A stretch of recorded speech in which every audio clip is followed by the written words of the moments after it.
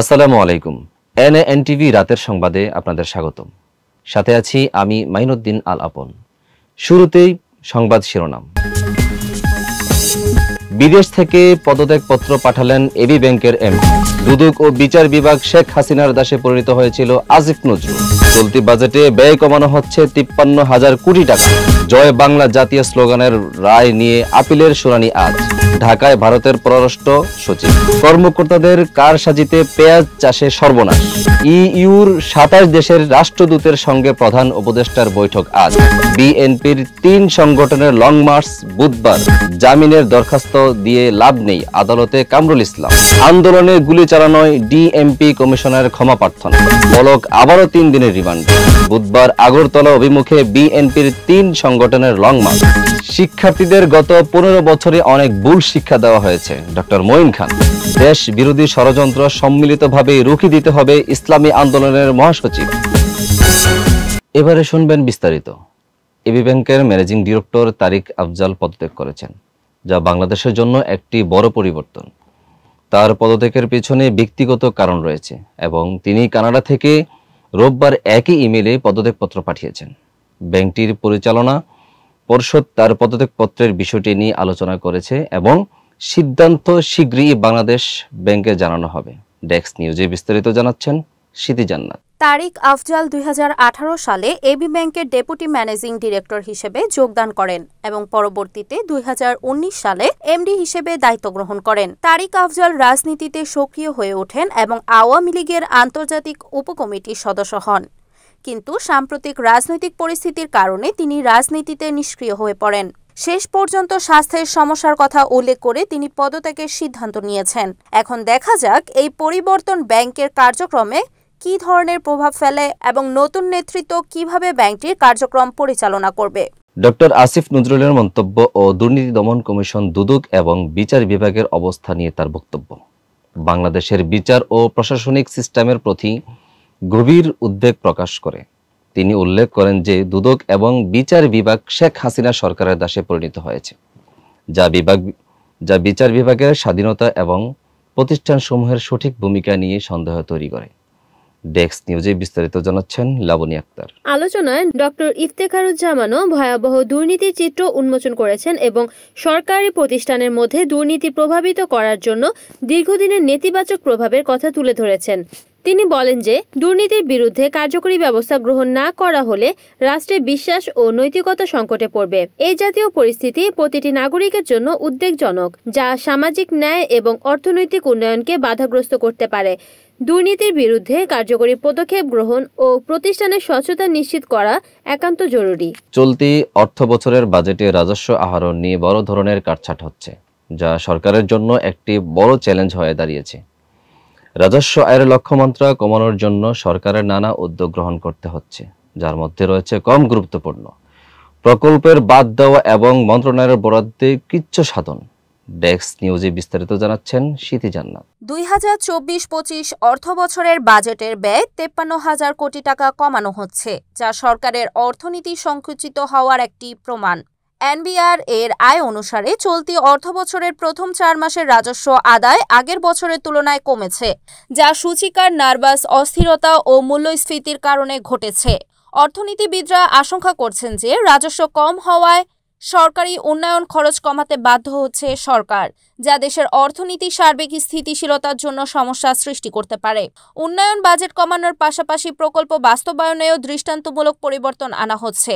এছাড়াও খাদ্য ভর্তুকি হ্রাস না করার সিদ্ধান্ত নেওয়া হয়েছে, কারণ দেশের ভেতর এবং আন্তর্জাতিক বাজারের পণ্যের মূল্য বৃদ্ধি পেয়েছে।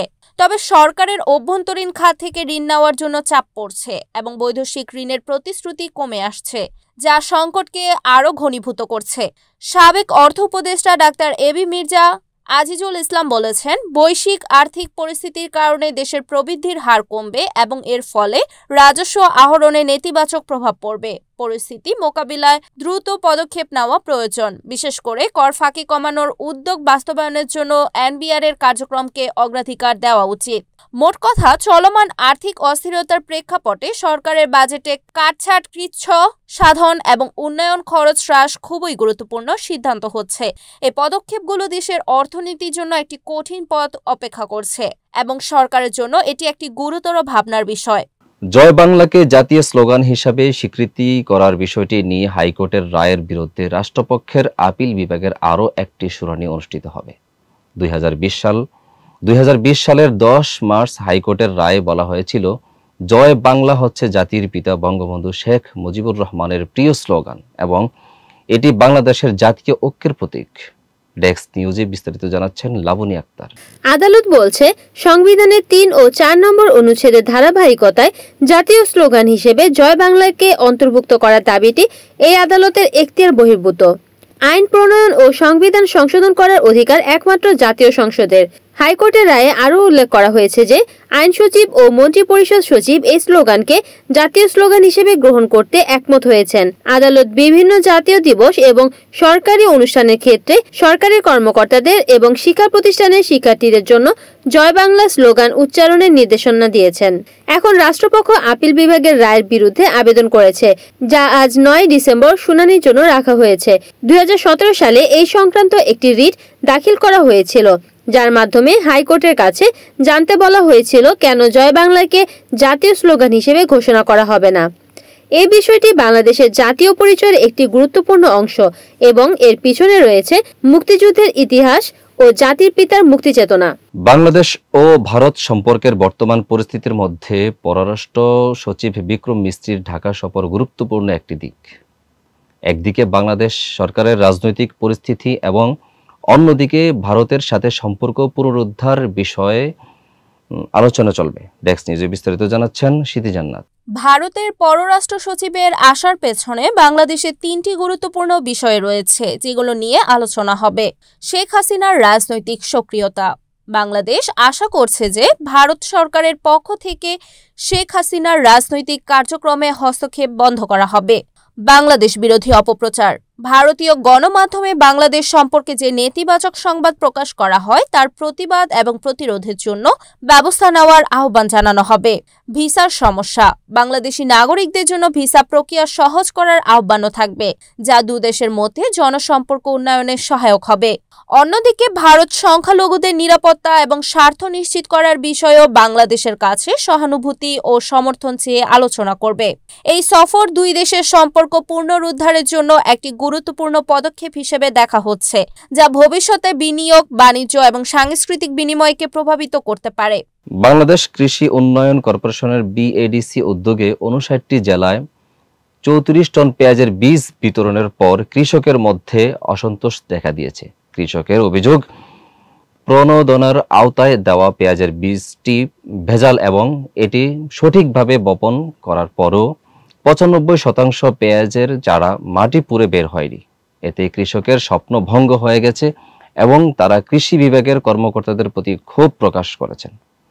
বিস্তারিত জানাচ্ছেন লাবণী আক্তার। কৃষি বিশেষজ্ঞরা মনে করছেন সরকারি কর্মকর্তারা কৃষকদের সঙ্গে প্রতারণা করেছেন এবং যদি দায়ী ব্যক্তিদের বিরুদ্ধে কঠোর ব্যবস্থা না নিলে কৃষকরা এভাবে ক্ষতিগ্রস্ত হতে থাকবেন। এর ফলে নির্দিষ্ট সময়ে বাজারে পেঁয়াজের সরবরাহ বিঘ্নিত হবে এবং উৎপাদন লক্ষ্যমাত্রাও পূরণ হওয়ার সম্ভাবনা কমে যাবে। এখন পর্যন্ত কৃষি মন্ত্রণালয় অভিযোগের ভিত্তিতে বিষয়টি খতিয়ে দেখছে এবং কৃষি সম্প্রসারণ অধিদপ্তর ইতিমধ্যে প্রমাণ পেয়েছে যে প্রণোদনার পেঁয়াজের বীজে ভেজাল ছিল।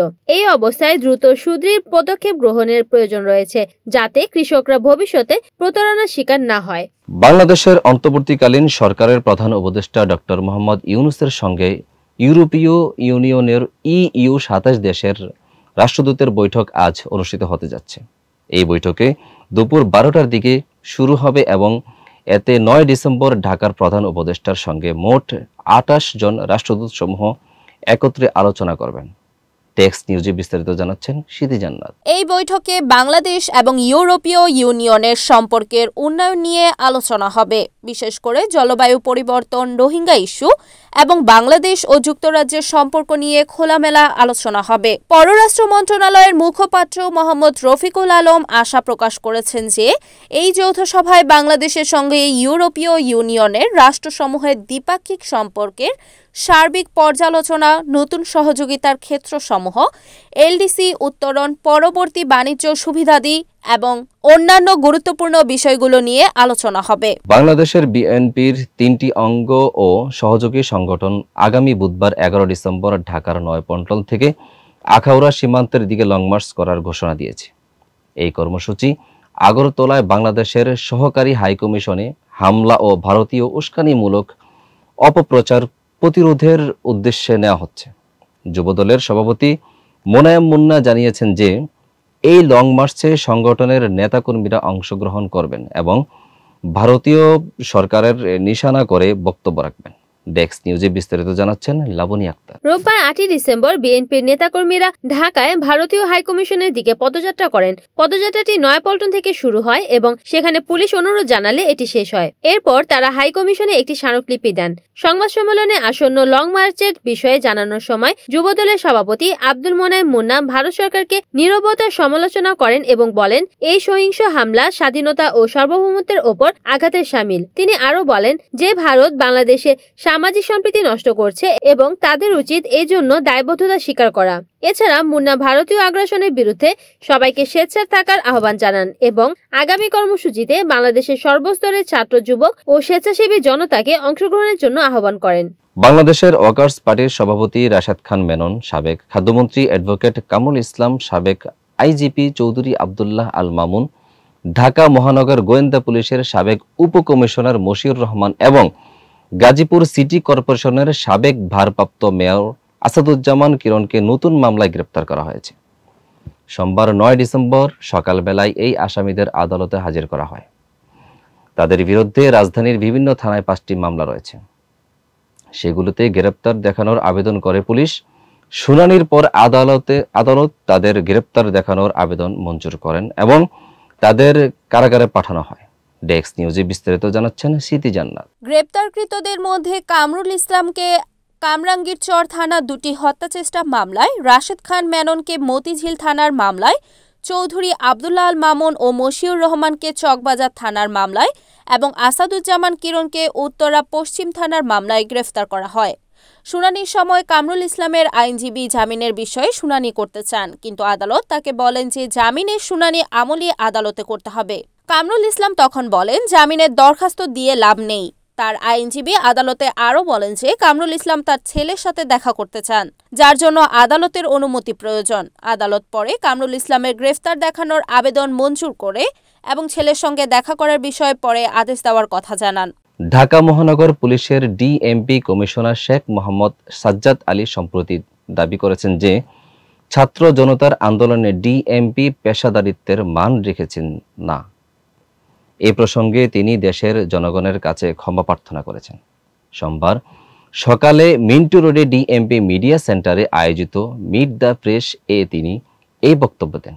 ডেক্স নিউজে বিস্তারিত জানাচ্ছেন লাবনী আক্তার। কমিশনার সাজ্জাদ আলী আরো জানান ওই সময়ের অপেশাদার আচরণের জন্য কিছু পুলিশ সদস্যকে বদলি করা হয়েছে এবং তাদের বিরুদ্ধে আইনি ব্যবস্থা নেওয়া হবে।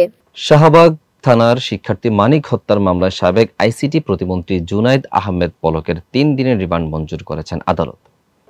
সোমবার 9 ডিসেম্বর সকালে ঢাকার সিএমএম আদালত তার বিরুদ্ধে 7 দিনের পুলিশি জিজ্ঞাসাবাদের আবেদন করলে আইনজীবীরা আসামির শারীরিক অবস্থা বিবেচনায় রিমান্ড বাতিলের আবেদন করেন।